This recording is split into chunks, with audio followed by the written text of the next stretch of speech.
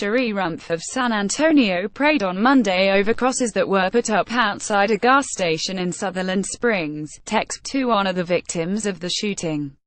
Todd, HeislerThe, New York Times. Good morning. Here's what you need to know. Searching for clues in Texas shooting. Devin Kelley, who killed 26 people in a Baptist church in Sutherland Springs, Texas, should NT have been allowed to buy the military-style rifle he used in the attack. But his domestic violence court-martial WASNT entered into a federal database, the Air Force has admitted. Our profile of the killer reveals that he beat his wife, cracked his toddler stepson's skull and was kicked out of the military. Officials say the shooting may have been motivated by a domestic situation involving Mr. Kelley's estranged wife and her family. Residents of Sutherland Springs describe how the assault has shaken a tightly knit community, and recall the events in a video. And we spoke with Joe Holcomb, 86, who is mourning 8 family members. Our reporters looked at what does and doesn't explain why the U.S. has so many more gun deaths than other countries do. Trump sees progress on North Korea. President Trump, in South Korea, said the U.S. was making headway in diplomatic efforts. I think they understand we have unparalleled strength, Mr. Trump said of Pyongyang, adding that he thought it made sense for North Korea to come to the table and make a deal. Mr. Trump continues his Asia tour with a visit to Beijing on Wednesday.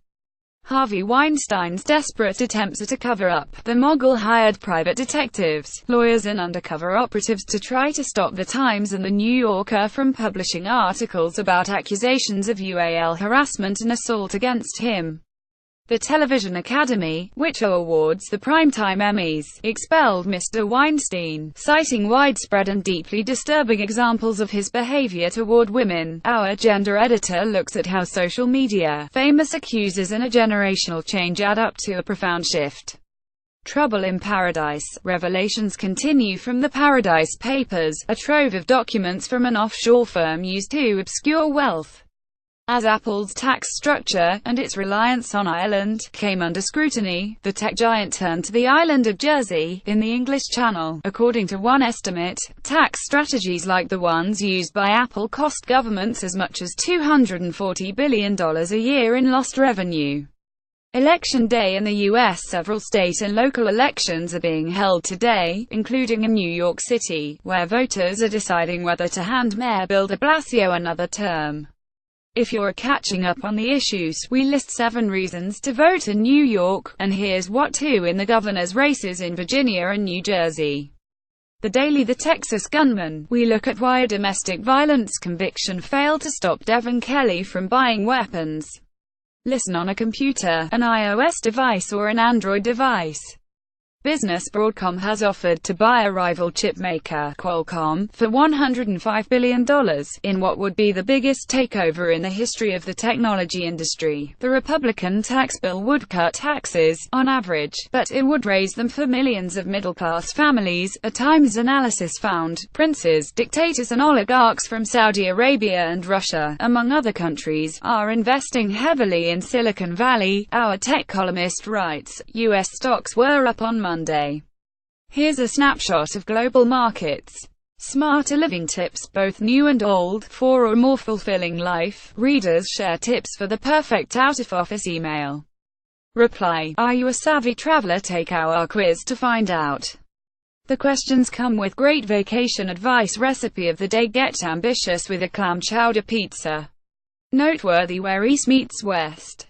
In today's 360 video, visit the Louvre Abu Dhabi, created by the architect Jean Nouvel, which aims to act as a bridge between civilizations. Protections for Nicaraguans to end. Thousands who arrived illegally in the U.S., many of them decades ago, will have to leave the country, the Trump administration said. A fight over gardening. The altercation that left Senator Rand Paul nursing bruised lungs and broken ribs was said to have begun over a landscaping dispute with a neighbor. Partisan writing you should NT miss. Writers from across the political spectrum discuss the church shooting in Texas, a parasite problem in Norway. Fish farmers face new curbs aimed at protecting the country's stocks of wild salmon, which have more than halved partly because of the spread of sea lice. Rising tensions in the Middle East. Saudi Arabia called a missile fired from Yemen an act of war by Iran, signaling the sharpest escalation in nearly 3 decades of hostility between the regional rivals, our correspondent writes in an analysis. Separately, the political purge in Saudi Arabia has created a gilded prison. We obtained video from inside the Ritz-Carlton in the capital, Riyadh, where royals, business leaders and former government ministers are being held. Best of late-night TV. James Corden and the other hosts made fun of President Trump's visit to Japan. Quotation of the day: over the years, we all saw him change into something that he wasn't. To be completely honest, I'm really not surprised this happened, and I don't think anyone who knew him is very surprised either. Courtney Kleiber, who knew Devin Kelley, the Texas church gunman, since middle school. Backstory: 100 years ago today, one of the century's most momentous uprisings hit St. Petersburg. The Russian Revolution's eventual outcome, the Soviet Union, offered hope for some but delivered suffering for many. Lenin addressing a crowd in Moscow on November 7, 1918, the first anniversary of the Russian Revolution. Russian State Archive of Social and Political History. Via Associated Press. Throughout the centenary year, we explored the legacy of communism in a series of op-eds. Red Century. Perhaps less noted is how the revolution changed culinary history. Millions of émigrés of the remains of the Russian Empire took their cuisine with them, as the American, wandering a foreign land, longs for ham and eggs country style, so does the Russian exile want borscht, the national Russian soup, with his meal, The Times wrote in 1935. And in New York he gets it. A Parisian cookbook from 1938 described borscht as a Russian soup made from beef, duck, pork belly, garnished with cabbage julienne and beetroot. It also provided a Polish version. To this day, restaurants in Hong Kong serve lau song tong, a soup derived from the borscht made by migrants from Russia and Eastern Europe who sought refuge in what was then a British colony. And just last month, Ukraine sought to widen the soup's global reach on Twitter, at Google, at Apple. Time to have a borscht emoji. Patrick Bowler contributed, reporting, ___________. Your morning briefing is published weekdays at 6 a.m. Eastern and updated all morning. Browse past briefings here. If photographs appear out of order, please download the updated New York Times app from iTunes or Google Play.